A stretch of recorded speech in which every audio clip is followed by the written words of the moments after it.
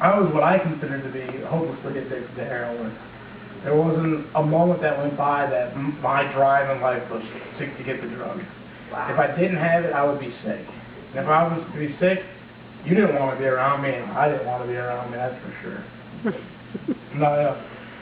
Right before I came into the ministry, I had broken up with my girlfriend for about 1,000 times. She didn't want anything to do with me lying to her constantly to be able to get what I wanted and never being around. So I was staying with a friend of mine.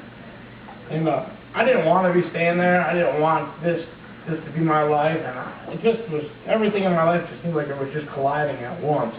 And I always prayed. I grew up praying. I was taught at a young age to pray.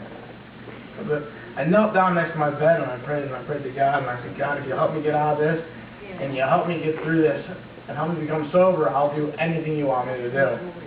And it wasn't the just regular foxhole prayer that I put out there, get me out of this, get me out of this. I meant it from the bottom of my heart.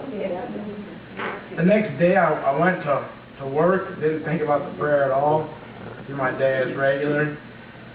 Came back from my buddy's house, and he and I were sitting there and we're talking, and I ended up shooting him up and shooting myself up. After that, I passed out. When I came to, and when I say came to, now that I recall it, now that it's been so long, I can recall it wasn't a regular wake up. It wasn't like how you just wake up and after you've been on drugs, like kind of like coming out of surgery, so you're still groggy most of the time. When I came to, I was perfectly sober. It was as if somebody had smacked me over the head. When I came to, I went over to him, and he was laying on the floor face up, not breathing. Oh, no. I checked his pulse, I called 911, I did CPR to the best of my ability, and by the time the paramedics arrived, they pronounced him dead. Oh. At that point, the reason that I think that I was woken up sober was because of God. Yeah. So that way I'd be able to witness this. My prayer was, God, if you help me become sober, I'll do anything you want. God knew the intentions of my heart. He knew the fact that any other way, I'd still be getting high right now and damaging other people's lives. He knew for a fact that's what it would take for me to change my life. But at that moment, that didn't occur to me, that's for sure. I wanted to get out of the situation as quickly as I possibly could. So I figured if the drugs took him out, then they surely would take me out. So I proceeded to do every single drug in the house. Oh, my Lord. After that, my memory goes blank.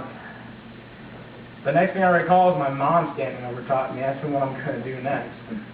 I don't recall calling my mother. That had to have been a God moment right there. Yeah. Because there's no way I would have told her, hey, this is what's going on, this is what happened. There's no way. But with my mom standing over top of me, I didn't have a good answer for her. It wasn't like I could say, well, this is my plan right now. Yeah. So I went back to my parents' house and I detoxed on the couch. And for me, my detox was a rough detox. It was what it needed to be. I had been through other secular programs in the past where it was the step down, the easy, fluffy detox. And for me, I had to, it was just I would get sober long enough just to go out and get really high. Not this time. It was just ripping the Band-Aid clean off. I didn't know what I was going to do. I had spent all avenue that I had come up with, and I had no good answer for anything. My aunt lives down here in Florida. My father was talking to her on the phone, and a friend of hers came through Loving Man's ministry. And like I said, I didn't have a good answer for anything. And it was cold and snowing back home, and they said I could come to Florida. And I said, well, let's give this a shot.